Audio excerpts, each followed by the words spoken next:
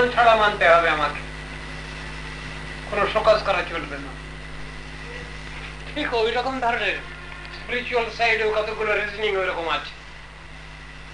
আমরা না বুঝলেও আমাদের মেনে নিতে হচ্ছে, তাহলে ওটা আলোচনা করবার অধিকার নাই আমাদের।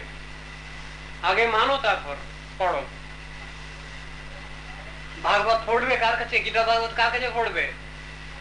বৈষ্ণবের কাছে পড়ো গিয়ে। যেখানে সেখানে পড়লে হবে না, ওর অর্থবোধ হবে না তোমার। যখন ভাগবত পড়ো বৈষ্ণবের স্থানে, একান্ত আশ্রয় করো চৈতন্য চরণে, চৈতন্যের ভক্তগণের নিত্য করো সঙ্গ, তবে তো জানিবা সিদ্ধান্ত সমুদ্র তরঙ্গ।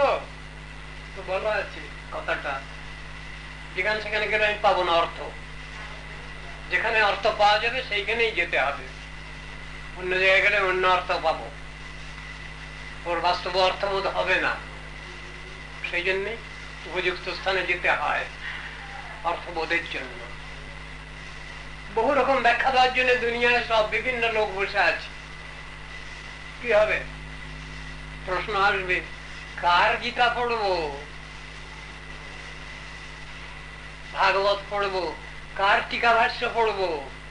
প্রথমে প্রশ্ন। যিনি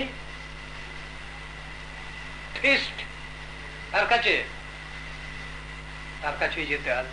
এই থিস্টের কাছে গেলে হবে না, নাস্তিকের কাছে গেলে হবে না, আস্তিকের কাছে যেতে হবে। এবং আস্তিকেরও যিনি সুপারলেটিভ ডিগ্রি, তাদের কাছেই যেতে হবে। তারা ঠিক অর্থবোধটা হবে আমার, আমি পাবো ঠিক জিনিসটা। নাস্তিকের কাছে নাস্তিক অর্থ দিয়ে দেবে, তার মতো অর্থ দিয়ে দেবে, তাহলে হলো না কিছু।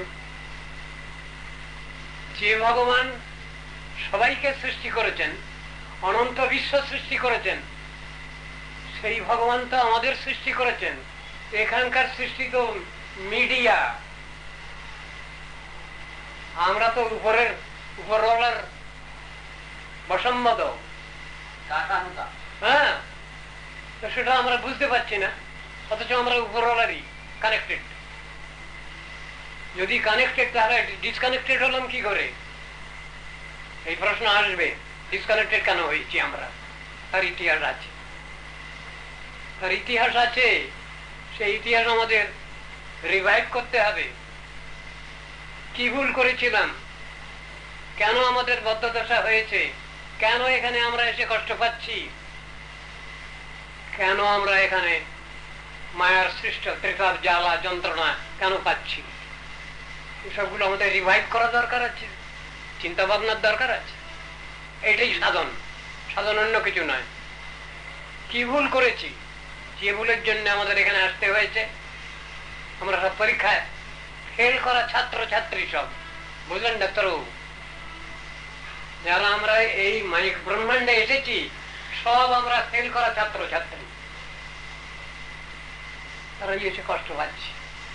আবার এর ভিতরেই এক একজন আছেন যারা এখানকার আইনেতে চলেন না, থাকেন এখানে, কিন্তু এখানকার আইনে তাদের কিছু করতে পারে না। তারা guided by the supreme rules and regulations, সেটা এখানে চলবে না। অথচ সেই আইনেই তারা চলেন এখানে। পাকাল মাছ হতে বলেছেন, কেমন গ্রাম্য কথায়, সোজা কথায় আমাদের পাকাল মাছ হতে হবে না? পাকের মধ্যে থাকলেও গায়ে কাদা লাগে না। বর্ণচোরা আম হতে হবে আমাদের, আমাদের চিনতে পারবে না কেউ, দরকার নেই, আমাকে চেনার দরকার নেই। যদি আমি ধরা যাই তাহলে আমার মরণ, মৃত্যু। ডাক্তারবাবু আপনি, সময় একটা আছে আপনার বটে, তা হলেও অসময়ে যদি রোগী এসে হাজির হয়ে যায় মরণোন্মুখ, আপনাকে ট্যাকল করতেই হবে, কেস দেখতেই হবে। একটু অনেস্টি, ঠিক সেই রকম ধরনের ব্যাপার আছে পারমার্থিক জীবনেও, লাইফেও ঠিক সেই রকম ব্যাপারই আছে। ইমার্জেন্সি যার নাম, এই ইমার্জেন্সি রক্ষা করতেই হবে আপনাকে, কোনো উপায় নেই। আপনি তো সেই প্রতিজ্ঞা নিয়েই তো প্র্যাকটিস করছেন। আর যদি বলেন না এ কেস আমি পারবো না, হবে না, আপনাকে শেষ চেষ্টা করতে হবে রোগীটাকে বাঁচাবার জন্য। দেখি না জানি তো আমি কিছু, শেষ চেষ্টা করে দেখি। ঠিক সেই রকম ধরনের অনেস্টি আছে প্রত্যেকটা ব্যাপারে, পারমার্থিক জীবনে ওই রকমই আছে।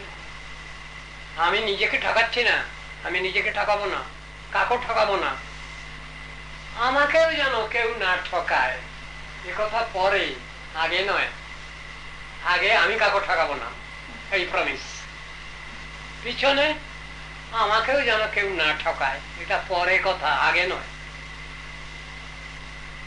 ভগবান তুমি কিছু দাও, আমি তোমার জন্য কিছু শেয়ার করতে পারি, এটা ভগবানকে দেওয়া হলো না। ভগবান যা শাস্ত্রে বলেছেন সেটা আগে তুমি সাবমিশন দাও, তাহলে আমি তোমার ব্যবস্থা নিয়ে বসে আছি।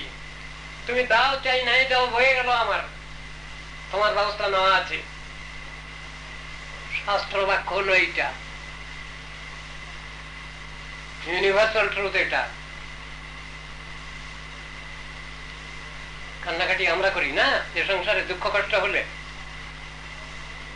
প্রশ্ন আছে, ভগবানও আমাদের জন্য কান্নাকাটি করেন, বুঝি না আমরা, দুর্ভাগা হতভাগা, তাই বুঝি না। যারা বুঝবার চেষ্টা করেন তারা অনেস্ট, যারা বুঝে বসে আছেন মুদ হয়ে কিছু বলছেন না, তারা বোকা নন। অনেক অনেক ইন্টেলেকচুয়াল জায়েন্ট থেকে অনেক উপরে আছেন তারা, কিন্তু বলতে চান না। এই খুঁচিয়ে খুঁচিয়ে একটু তৃতীয় বিরক্ত না করলে হয়তো কথা বলবেন না, এটা তাদের স্বভাব। তারা নিজেকে জাহির করতে চান না, নিজেকে জাহির করতে চান না, এটা সাধুর স্বভাব,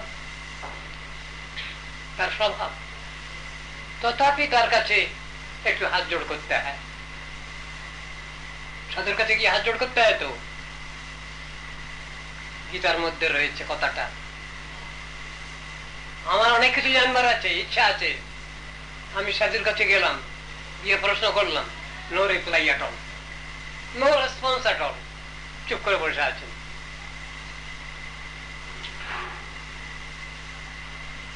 একজন সাধু, প্র্যাকটিক্যাল ঘটনা, হুগলির গরিফাতে গঙ্গার ঘাটেতে একটা বট গাছ আছে, সেইখানে সেই সাধু ছিলেন। ঘটনাটা বলছি, একটা খুনে আসামি বহু খুন করেছে জীবনে, তার শেষ জীবনেতে খুব রিপেন্টেন্স এসেছে। প্রত্যেক দিন সন্ধ্যাবেলায় ওসব ছেড়ে দিয়েছে, সব একটা ধাক্কা আসে তো সব ছেড়ে দিয়েছে, দিয়ে প্রত্যেক দিন সন্ধ্যাবেলায় সব চান টান করে এতে করে সাধুর কাছে এসে বসে। সাধু কথা বলেন না, সাধু বলেন মৌনী বাবা নাম তার, কথা তিনি বলেন, তেমন তেমন লোক হলে তার সঙ্গে কথা বলেন, কিন্তু সাধারণে জানে যে উনি মৌনী বাবা, তার সঙ্গে কথা বলেন না। সে প্রত্যেক দিন আসে সন্ধ্যাবেলায়, ঘন্টাখানেক বসে, ওখানে বসে চলে যায়, আবার আসে ঠিক এবারে ঘড়ি ধরা টাইমে। মাঝখানে চলে গেছে। সাধু একদিন হঠাৎ বললেন, তুমি তো রোজ আসো এখানে? হ্যাঁ আসি। কেন আসো? আমি তো কথা বলি না, এই তোমার জন্য মুখ খুলেছি আজকে, বলো কেন আসো? বলো আমার জীবন খুব খারাপ, আমি যাতে সৎ হতে পারি, সৎ হয়ে জীবন যাপন করতে পারি, সদ্ভাবনা নিয়ে চলতে পারি, আপনি আমাকে সেরকম আশীর্বাদ করুন। তখন তিনি বলছেন, তুমি এখানে এসে বসো, আমি তো তোমার সঙ্গে কথা বলি না, তোমার আগে যে চিত্তবৃত্তি ছিল তার থেকে পরিবর্তন কিছু হয়েছে কিনা তুমি বুঝতে পারছো? বলে হ্যাঁ পারছি। আমার বলতে নেই, আমার একটু উন্নতি হয়েছে আমি মনে করছি, আমার কান্নাকাটি যথেষ্ট আছে।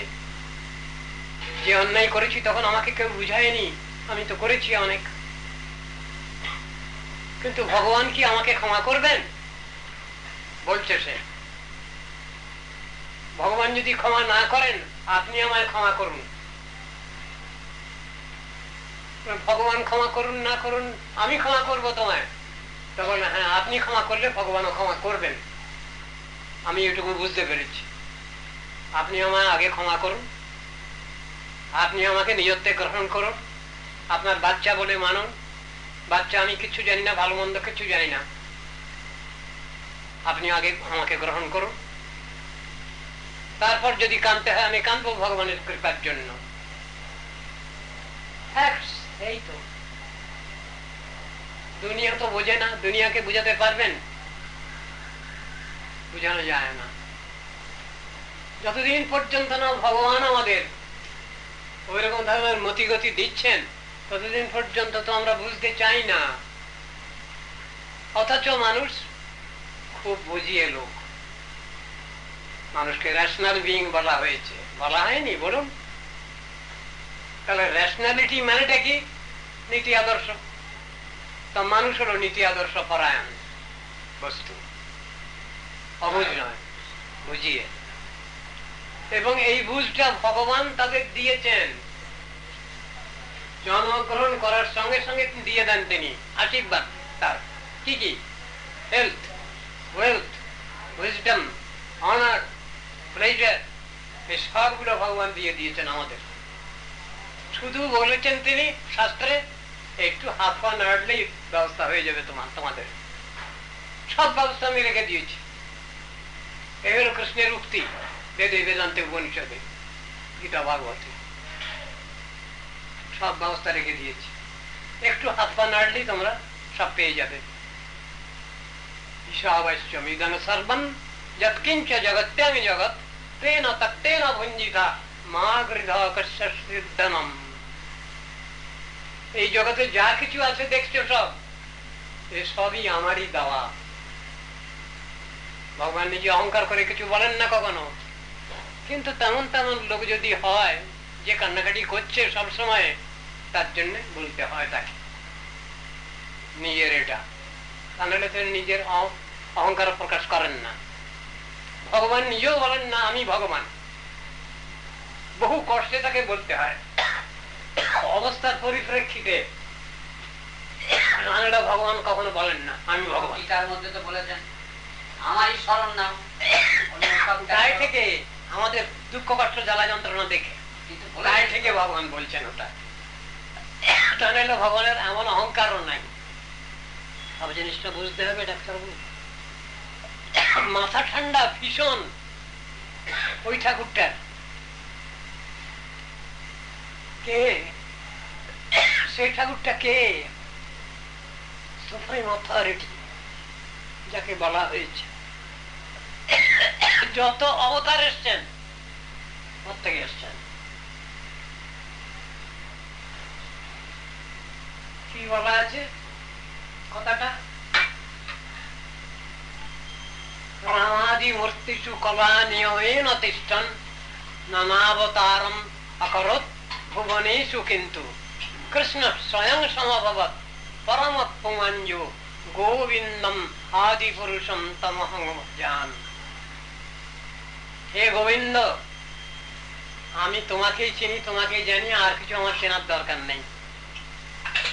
তোমার প্রতি আমি ভক্তি রাখতে পারি, আমায় এরকম আশীর্বাদ করে দাও ঠাকুর। আমি তোমাকে কখনো না ভুল বুঝি। কথার বিচারটা তো ওই।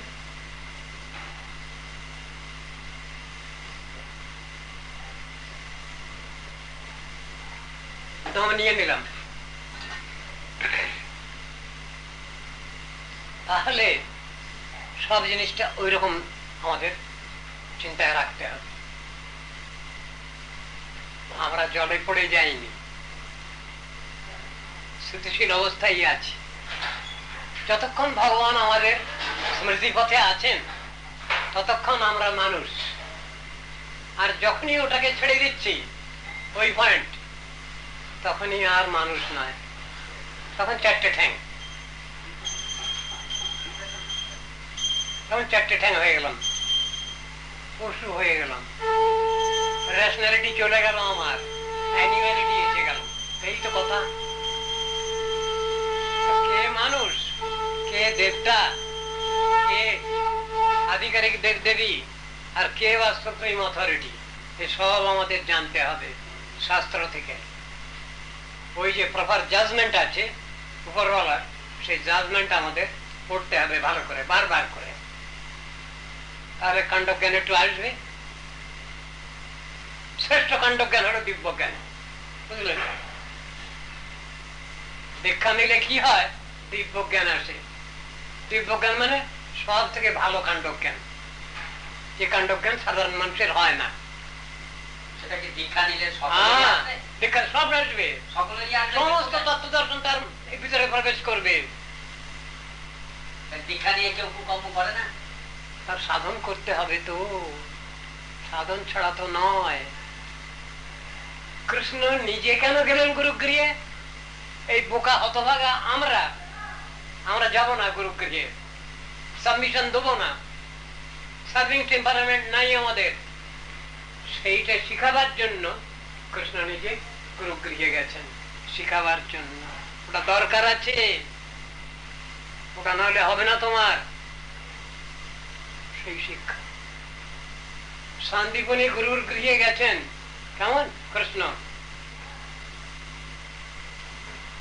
ওরা যে কষ্ট করেছেন গুরুগৃহে, সেই ইতিহাস কৃষ্ণ নিজেই বলছেন, বলা আছে।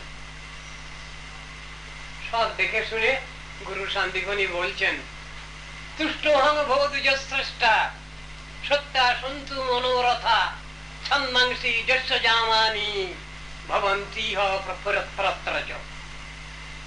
কৃষ্ণকে বলছেন তুষ্টহং ভবদ্বিজ শ্রেষ্ঠ। গলার ছেলে, তাকে বলছেন দ্বিজ শ্রেষ্ঠ। শান্তিপনি মুনি কি ভুল করে বললেন কথাটা? কেন বললেন তিনি? গোয়ালার ছেলেটা কৃষ্ণ,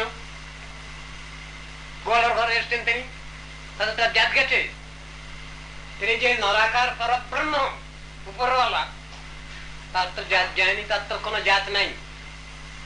অজাত বেজাত না বললে গালাগালি হয়ে যায় না, ভালো শব্দও আছে, তার ভালো শব্দও আছে, তার বহু গুণ, বহু বিশেষণ, কমসে কম 64টা।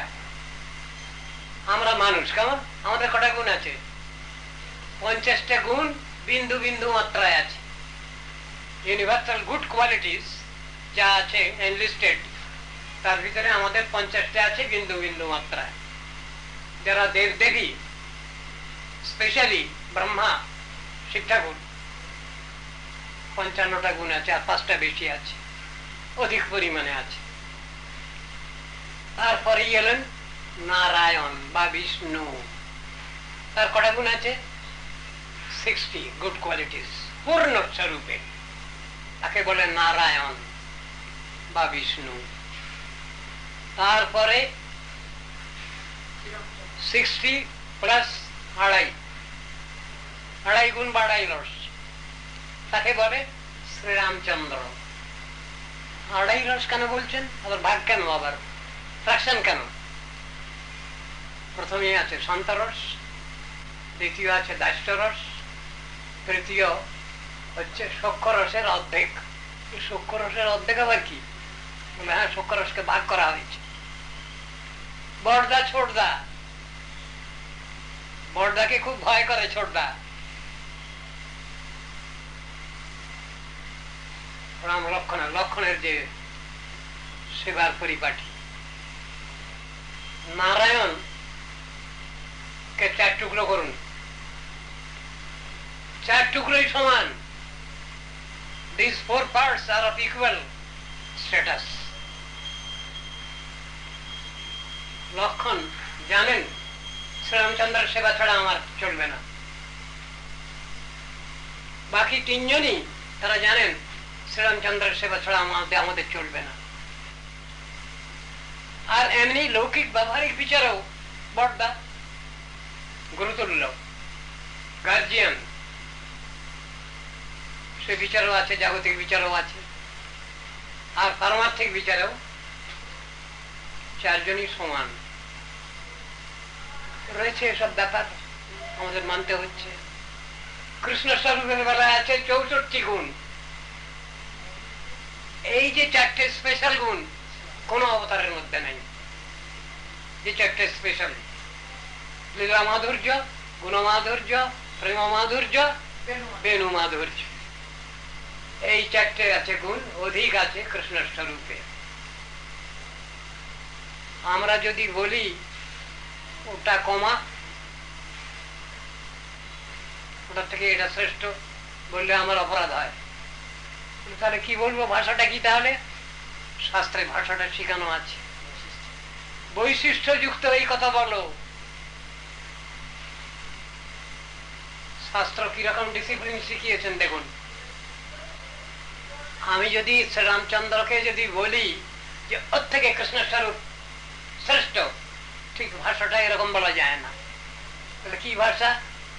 সিদ্ধান্ত তত্ত্বভেদেপি শ্রীশ কৃষ্ণ স্বরূপায় রসেনোৎকৃষ্টতে কৃষ্ণ রূপমেশা রসস্থিতি বলছেন। বৈশিষ্ট্য যুক্ত এই ভাষা বলতে হবে, তা নাহলে তত্ত্বের চরণে অপরাধ হয়ে যাবে আমার। যে হও সে হও তোমায় নমস্কার, ওটা শুধু এমনি লোক দেখাই নয়, অন্তরের ভক্তি।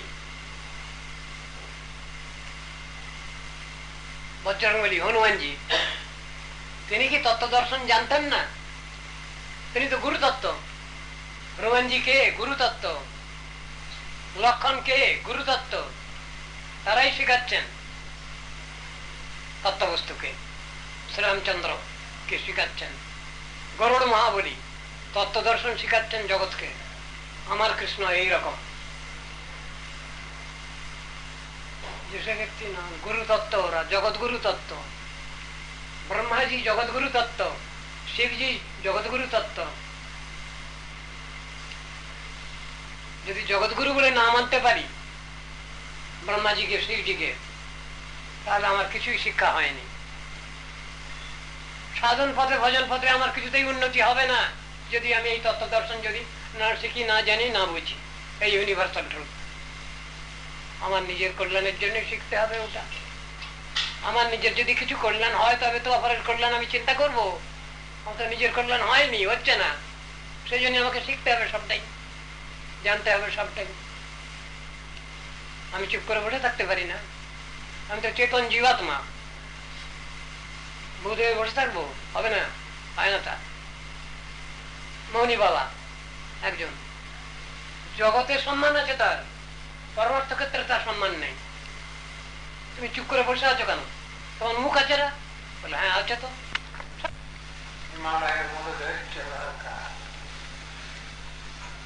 সব ঝড় ঝাপটা সব সহ্য করতে হবে, তবে তো ভগবানের পরীক্ষা শেষ হবে। পরীক্ষা দিকে তো পাস করবো আমরা নাকি? আমরা ফেল করবার জন্য তো পরীক্ষা দেবো না, পাস করবো, ভালোভাবে পাস করবো, ডিস্টিংশনে পাস করবো, ফার্স্ট হবো। এমন যদি ধৈর্য উৎসাহ থাকে আমাদের, তাহলে আমরা নিশ্চয়ই সাধন ভজনে উন্নতি লাভ করবো। এই ধৈর্য রাখতে বলছেন তো, এই ধৈর্য ছেড়ে গেলে কিচ্ছু হবে না। এই ধৈর্য রাখার নামই সাধন। চেষ্টা রাখতে হবে, স্বচ্ছ গুণ রাখতে হবে, এটা না হলে কিছুই হয় না। তো এই সংসারে কোনো একটা জিনিস পেতে গেলেও প্রচুর ধৈর্য রাখতে হয়, বছরের পর বছর রাখতে হয়। আর এটা তো হাতের মুঠির মধ্যে নাই আমাদের, অথচ দরকার। ওটা যদি না হয় তাহলে আমাদের জীবন বৃথা হয়ে যায়, বিফল হয়ে যায়।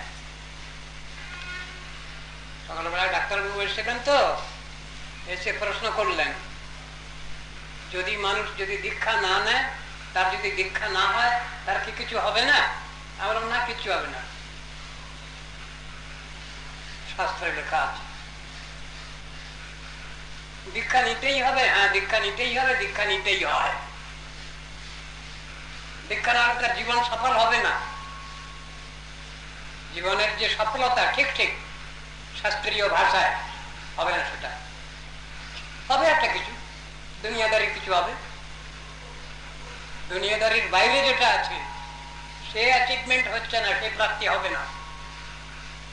দীক্ষার দরকার। দীক্ষা না নিয়ে কে পার পেয়েছে বলুন না, উদাহরণ দেখান। শাস্ত্র থেকে প্রমাণ দেখান যে দীক্ষা হয়নি এদের।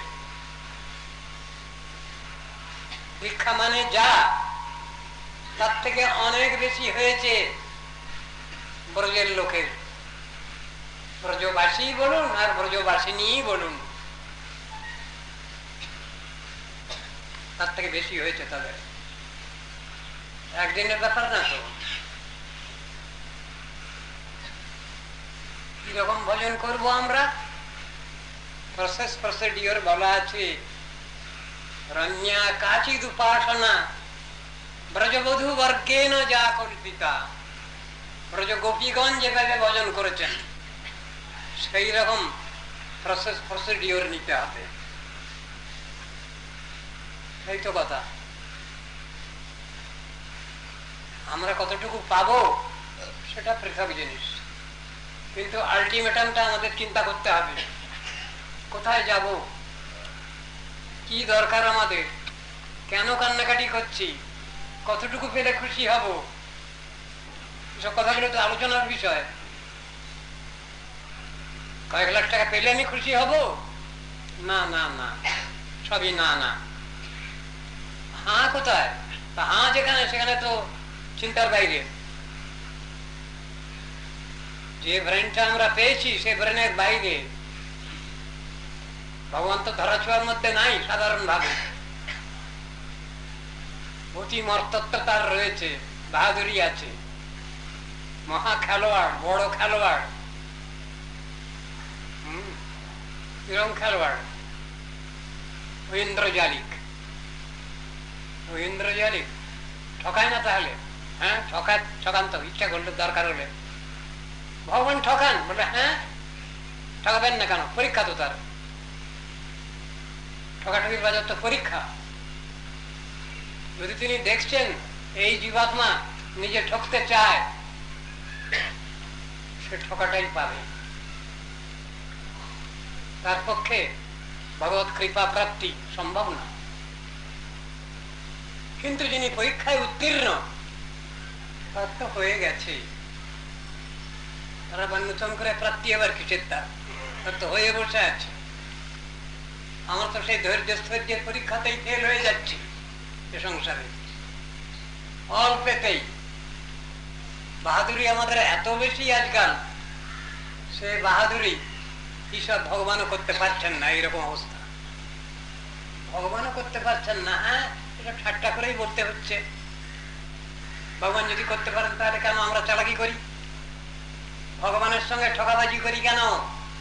গুরু বৈষ্ণবদের সঙ্গে ঠকাবাজি করি কেন? চিটিং বাজ।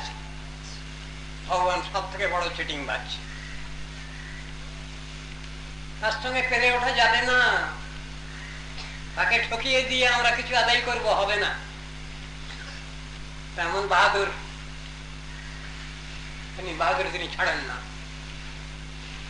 আর সোজাসুজি যদি হই তাহলে ওসবের মধ্যে কোনো ব্যাপার নেই। কৃষ্ণ যদি হাও তোমার বলে একবার, মায়াবন্ধ হতে কৃষ্ণ তারে করেন পার। অর্থটা কি? ফুল সাবমিশন, পূর্ণ শরণাগতি, পূর্ণ আত্মসমর্পণ। যেখানে এটা আছে সেখানে আর কোনো প্রশ্ন নাই, সেখানে তো সব হয়ে বসে আছে। ভগবান তো কথা বলছেন না, চুপ করেই তো আছেন। তাকে কথা বলাতে হবে, তার কাছ থেকে উপদেশ নিতে হবে। আমার আত্যন্তিক কল্যাণ শব্দটা বাবা রয়েছে। আত্যন্তিক কল্যাণ মানে যে কল্যাণের শেষ নেই, যে কল্যাণের কোনো তুলনামূল্য নেই। জগতের কোনো বিষয়ের সঙ্গে তার তুল্যমূল্য অবস্থা নাই। আত্যন্তিক কল্যাণ, পরমার্থিক কল্যাণ, আত্মকল্যাণ, সেইটাই। শ্রেয় আর প্রেয় দুটো শব্দ শাস্ত্রের সব জায়গায় লেখা আছে।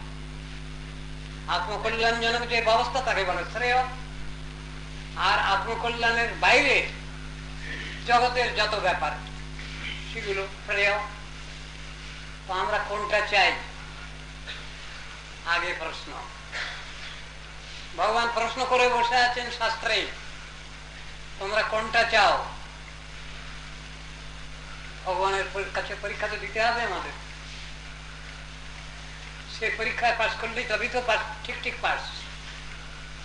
তখন তো আমার ব্যবস্থা, তাহলে আমার ব্যবস্থা কে নিচ্ছে? ওই সকলের যেমন আমারও সেরকম। আর যদি স্পেশাল কিছু দরকার আমার, তাহলে আমাকেও স্পেশাল হতে হবে, তাহলে ভগবত কৃপা পাওয়া যাচ্ছে না। তো স্পেশাল ব্যাপার। ভগবান সকলকে খাওয়াচ্ছেন পড়াচ্ছেন, সাধারণ নিয়ম। যে ছেলেটা যে মেয়েটা গার্জিয়ানের কথা শোনে, শুনে চলে, তার একটা স্পেশালিটি আছে।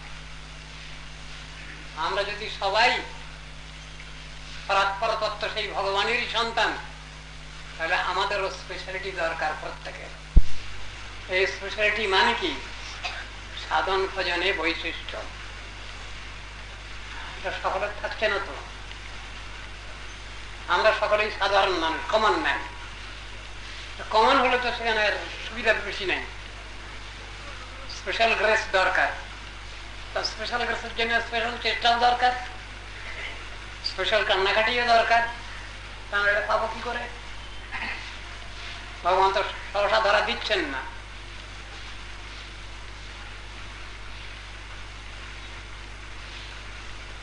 রাজা পরীক্ষিত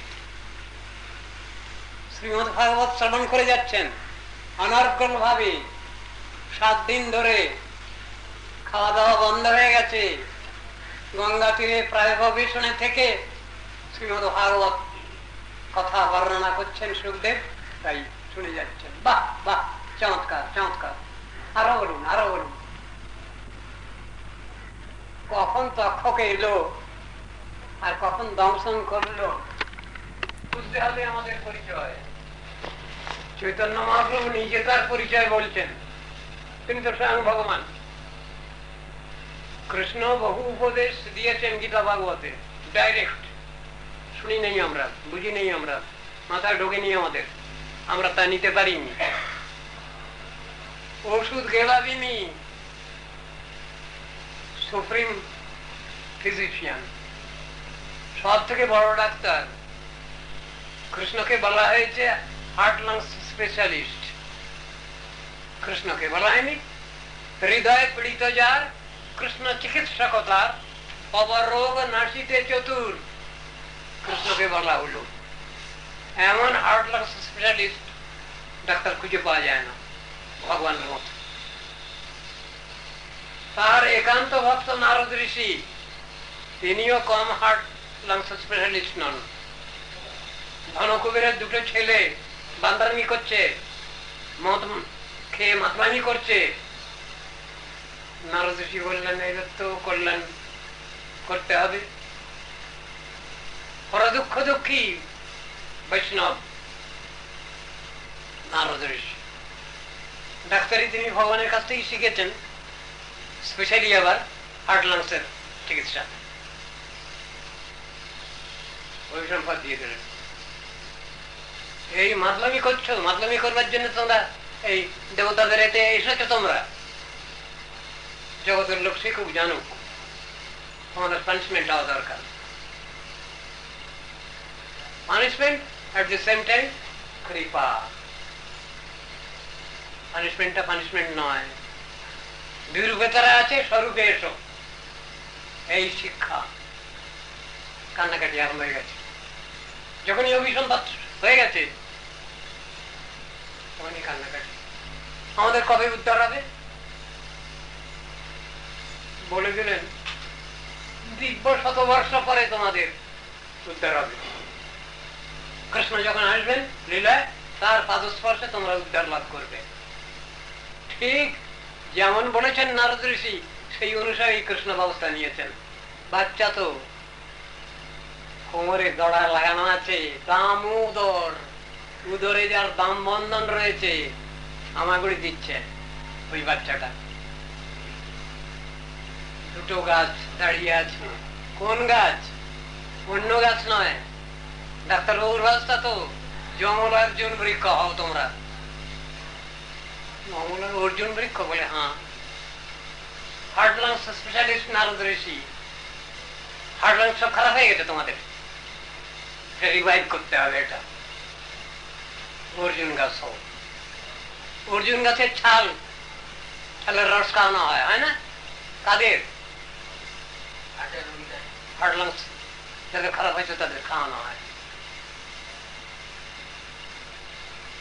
তাহলে ডাক্তারটা তো ভালোই ডাক্তার, কবিরাজটা ভালোই, চিকিৎসক ভালো, বিষাক্তম ডাক্তারের মধ্যে শ্রেষ্ঠ ডাক্তার বিশেষণ আছে নারদ ঋষি, বিষাক্তম। তিনি ব্যবস্থা করে দিয়েছেন, বাচ্চা উদুকলের সঙ্গে বাঁধা ছিল, ওই দড়ি, ওই টানতে টানতে হামাগুড়ি দিয়ে দিতে ওই উদুকল বাঁধিয়ে দিয়েছে দুটো গাছের মাঝখানে। ঝড় নেই, কিছু নেই, একেবারে সমূলে উৎপাটিত হলো বৃক্ষ। তার থেকে দুই মহাপুরুষ বেরিয়ে এলেন, দুই দেবতা, সে স্তব করছেন, ওই বাচ্চাকে স্তব করছেন তারা। বাণী গুণানুকথা শ্রবণকথায়াম ভাগবতে রয়েছে। কৃষ্ণ হাসতে হাসতে বলছেন, আমার পরমভক্ত নারদ তোমাদের অভিসম্পাত করেছেন, তোমাদের এই চিন্তা ছিল, বলো ছিল না? হ্যাঁ ছিল। এখন কি হচ্ছে চিন্তা? আপনার দর্শন তো আমাদের পক্ষে কখনই সম্ভব ছিল না, এই নারদ ঋষির করুণায় আপনার দর্শন পেয়েছি আমরা, আমাদের কল্যাণ বিধান করুন, আপনি আশীর্বাদ করুন। তখন তাদের কি বলেছেন? উত্তরেশ্বর দিশি তোমরা যাও, চলে যাও। উত্তর দিকে কেন? উত্তর দিকে যেতে বললেন কেন? ওই দুজনকে উত্তর দিকে যেতে বললেন কেন? দক্ষিণ দিকে যেতে বলেননি কেন? বলে দক্ষিণ দিকটা খারাপ। দক্ষিণ দিকটা খারাপ বলে, হ্যাঁ, নরকের দ্বার দক্ষিণ দিক।